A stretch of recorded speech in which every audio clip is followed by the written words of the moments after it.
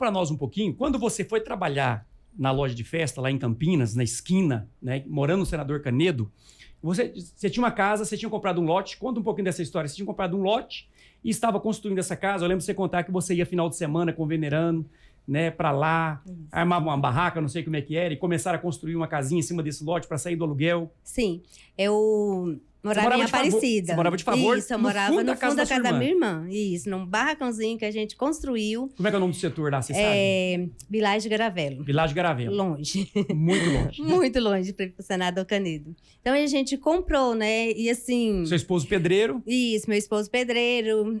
Eu tinha feito... Juntei um dinheirinho do 13º, que era final de ano. Aí sempre final de ano eles lançavam loteamento, né? Aí lançou esse loteamento, não tinha a metade do dinheiro, só a metade. O meu sogro, né, ele ainda era vivo, ele tinha um pouco, né, uma reserva e pegou e deu pra gente. Falou, não, vamos comprar a metade, era meio metade dele, né? Não, fomos atrás, eu fui atrás e consegui comprar esse lote.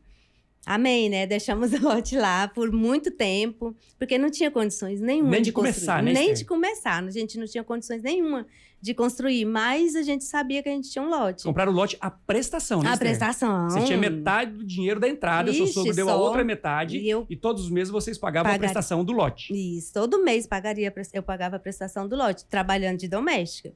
E o dinheirinho que sobrava, eu pagava a prestação, e o resto... A gente dava o que dava, né, pra comer. Mas com 2 crianças, né, e meu marido trabalhando de pedreiro, e a gente se virava com o que tinha. Aí, com muito custo, aí a gente foi comprando material de construção, compra um pouquinho aqui, um pouquinho acolá, e a gente foi levantando, né, sem muro, sem nada, porque o muro era mais caro, né, pra fazer. Você tinha que escolher, ou fazia o muro, ou fazia a casa para entrar, porque assim, as crianças já estavam crescendo, né? E assim, quando eu morava no fundo da casa da minha irmã, era só um quarto para os 2. Então, as crianças estavam crescendo. Então, aproveitar as crianças hoje. As crianças hoje são 2 belos profissionais. O Rafael está aqui no estúdio conosco. Sim. Né? O Rafael, que é o filho da Esther, hoje é braço direito da Esther, né? Nos negócios da família. E a Tairane, que tá, né? Que é franqueada nossa também, que tem uma loja lá em Luiz Eduardo Magalhães, da Bahia. Ela e o Lucas. Aproveitar, deve estar nos ouvindo, se estiver nos ouvindo, um abraço para vocês, né? Que Deus abençoe vocês aí na Bahia, que a Bahia fique pequena para tantas hiperfestas que vai chegar nesse estado. Amém, amém. Aí, Neto, a gente começou, né, a construiu e a gente levantou, né, cobriu e passou para dentro. Sem porta, sem janela. Sem porta, Esther. Sem porta, sem janela. Só. A gente comprou as portas, mas não tinha, encostava, né? E vamos pra dentro. Falei, não, a gente tem que ir pra dentro pra começar. Estando dentro é mais fácil de trabalhar, mais fácil, né? De terminando, e né? assim, final de semana, eu vinha lá de Aparecida, cedo mesmo, com o venerando. E tinha uma cunhada minha aqui lá, ela morava um pouco mais embaixo, minha casa era bem em cima. Eu tinha que subir com o meu marido no carrinho de mão. Ali a gente colocava ferramenta dentro, todas as ferramentas que a gente ia precisar. Ali a gente colocava também arroz, o feijãozinho que a gente tinha que cozinhar lá no fundo também. Fazia um fogãozinho improvisado ali. Improvisava pra gente fazer o alimento para chegar no final da tarde e a gente ir embora. A gente só podia vir final de semana, porque no meio da semana a gente foi tinha que construindo trabalhar. De final de semana em final de semana. E a gente construía, teve muitos amigos, né, parente, fez mutirão, às vezes para ajudar no final de semana, para agilizar. Aí passamos para dentro, né, como eu estava dizendo, da casa.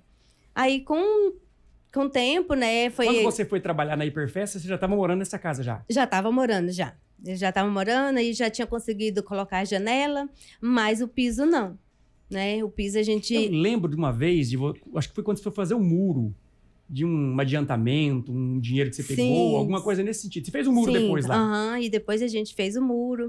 E com o tempo a gente... Tudo assim que sobrava, que era final de ano, a gente gostava, né? Porque vinha o 13º e tudo, que a gente ajuntava. E às vezes o 14º, né, Esther? Isso, o 14º ajudou muito, nós viu, Neto? Pagávamos, teve uma época que a gente pagava o 14º, às vezes até o 15º, viu? Eu lembro, Neto, com esse 14º que a gente... Foi onde que eu coloquei o piso da minha casa. O piso, eu lembro desse negócio do piso. Eu lembro se você comprar o piso da sua casa. Isso, foi o piso da minha casa que a gente comprou. Então, assim... E a gente foi batalhando, né? Até a gente ficou lá e comprou esse lote, moramos lá por muito tempo também. E a gente colocou o piso, colocou janela. Não era uma casona, não, mas foi aí onde que eu acabei de criar os meus filhos, né? É isso aí. Olha que história, viu? A história da Esther por si só, assim, toda ela deve dar mais que um livro. Já dá um livro, é verdade. Mas assim, essa parte que ela contou, eu queria até comentar, assim, acho que hoje um dos defeitos que as pessoas têm, né, é não ter resiliência, não resistir às dificuldades, né?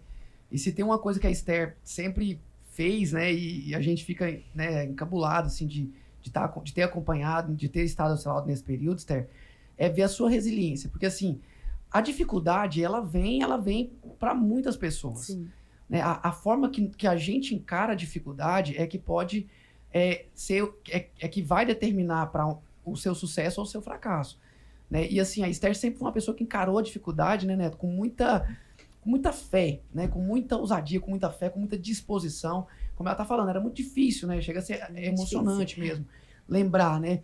Mas assim, a forma com que você encarava aquela dificuldade, Deus estava também, de uma certa forma, te preparando, te formando ali, né?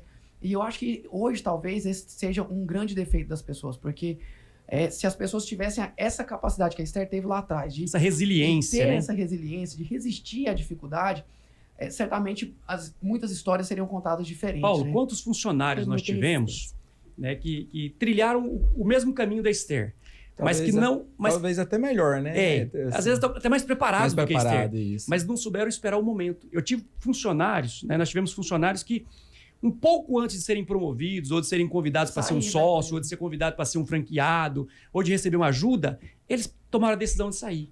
E a gente olhava para aquilo e falava que pena, né? A pessoa às vezes ficou 5 anos, 6 anos, 7 anos, 8 anos se dedicando a um modelo de negócio, se dedicando a um tipo de negócio, e um pouco antes de receber a bênção ele desiste. É mais ou menos igual aquela história daquele alpinista, né, que estava subindo o monte, né, escalando o monte, e que à noite escureceu e ele caiu, né, e a corda, quando ele viu, ele, né, foi salvo pela corda, né, e ele passou a noite ali pendurado e ele ouviu uma voz: corta a corda, e ele não teve a coragem de cortar a corda, né, e a noite foi adentrando, o frio da noite, né, ali no monte, né, naquele penhasco, né, e ele não teve a coragem de cortar a corda. No outro dia de manhã encontraram ele morto, né, passando frio à noite, acabou morrendo a 2 metros de altura do chão, né? Então, assim, não soube o momento, né, de tomar a decisão. É um risco cortar a corda? Mas a Esther soube cortar a corda na hora certa.